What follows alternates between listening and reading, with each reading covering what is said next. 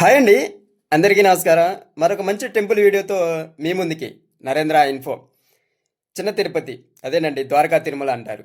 పెద్ద తిరుపతి వెళ్ళలేని వాళ్ళు ఈ చిన్న తిరుపతికి వెళ్ళి మొక్కులు తీర్చుకుంటారనేసి అయితే నానుడి. ఈ చిన్న తిరుపతి యొక్క స్థల పురాణానికి వస్తే, పూర్వం కృతాయుగంలో ద్వారకా అనే మహర్షి శ్రీ మహావిష్ణువు దర్శించుకోవాలని తీవ్రంగా తపస్సు చేశారు. ఆయన తపస్సు చేసుకుంటున్న సమయంలో చీమల పుట్ట అనేది ఏర్పడటం జరిగింది. ద్వారకా మహర్షి భక్తికి మెచ్చి శ్రీ వెంకటేశ్వర స్వామి పుట్ట నుండి వెలిసి దర్శనమివ్వడం జరిగింది. ఈ విధంగా స్వామిని వెలికి తీసిన ద్వారకా మహర్షి పేరు మీదుగానే ద్వారకా తిరుమల అనే పేరైతే రావడం జరిగింది అనేసి అయితే చెప్పడం జరుగుతుంది. ఇకపోతే ఈ గుడి యొక్క విశేషం ఏంటంటే, ఒకే విమాన గోపురం కింద రెండు వెంకటేశ్వర స్వామి విగ్రహాలు ఉండడం చాలా ప్రత్యేకమైనది. రెండు విగ్రహాలు ఎలా ఉంటాయి అంటే, ఒకటి స్వయంభూగా వెలిసిన విగ్రహం, మరొకటి ప్రతిష్ఠించిన విగ్రహం. స్వయంభూగా వెలిసిన విగ్రహం వచ్చేసరికి పుట్టలోనే స్వామివారి పాదాలు ఉండటం జరుగుతుంది.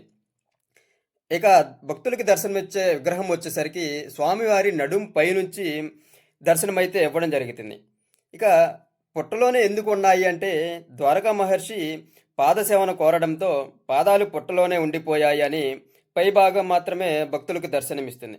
ఇక ప్రతిష్ఠించిన విగ్రహం అయితే శ్రీ రామానుజాచార్యుల వారు కాలక్రమంలో స్వామివారిని దర్శించుకోవడానికి రావడంతో అక్కడున్న భక్తులు స్వామివారి పూర్తి విగ్రహం కావాలి అనేసి అడగడంతో స్వామివారి స్వయంభూగా వెలిసిన విగ్రహం వెనుకమాల పూర్తి విగ్రహంనైతే ప్రతిష్ఠించడం జరిగింది.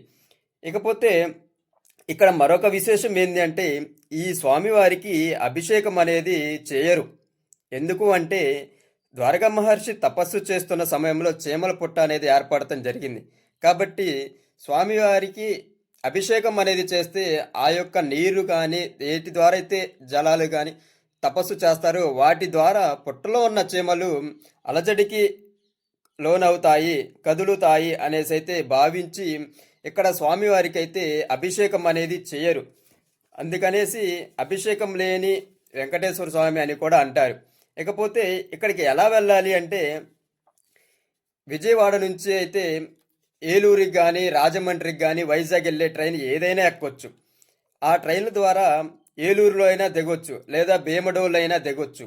ఏలూరు నుంచి అయితే 40 కిలోమీటర్లు ఉంటుంది. అక్కడ నుంచి బస్సు ద్వారా జర్నీ అయితే చేసుకోవచ్చు. అదే భీమడోల్లో దిగితే వారికి అక్కడ నుంచి ట్రైన్ స్టేషన్ ఎదురుగానే ఆటోలు అయితే ఉండడం జరుగుతుంది. ఈ ఆటోల ద్వారా డైరెక్ట్గా స్వామివారి గుడి పైకి అయితే స్వామివారి గుడి వద్దకైతే తీసుకెళ్లడం జరుగుతుంది. ఇక్కడికి ఇది ఎలా వెళ్ళాలి అనేది అయితే జర్నీ.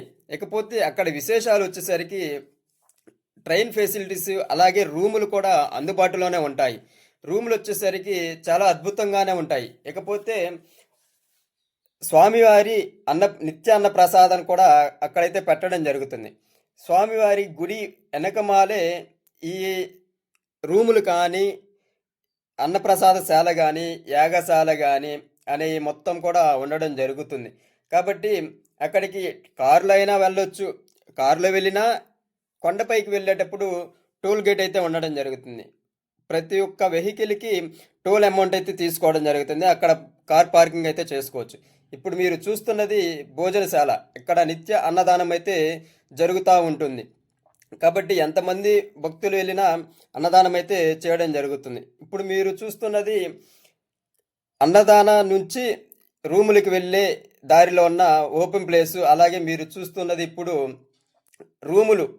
రూములు ఎదురుగా ఉన్న అపార్ట్మెంట్. ఇప్పుడు మీరు చూస్తున్నది వచ్చేసరికి కొండపైన మరొక శివాలయం అయితే ఉండడం జరుగుతుంది. ఈ వెంకటేశ్వర స్వామి అలాగే శివాలయం ఒకే చోట ఉండడం ఈ యొక్క ద్వారకా తిరుమల విశేషమనే చెప్పవచ్చు. ఈ ఈ శివాలయం కూడా చాలా అద్భుతంగానే ఉంటుంది. ఇక్కడ మనమే సొంతంగా అభిషేకం అనేది చేసుకోవటం మరొక విశేషం అనే చెప్పవచ్చు. ఇక్కడ ఓపెన్ ప్లేస్ కానీ చూడడానికి కూడా చాలా అద్భుతంగానే ఉంది ఈ గుడి.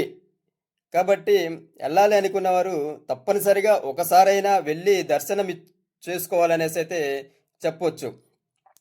ఇది ద్వారకా తిరుమల స్థల పురాణం, ఎలా వెళ్ళాలి అనేసి అయితే ఈ వీడియోలో చెప్పాననేసి అనుకుంటున్నాను. అందరికీ ఒకసారైనా వెళ్ళి దర్శనం చేసుకోవచ్చు అనేసి అయితే చెప్పవచ్చు.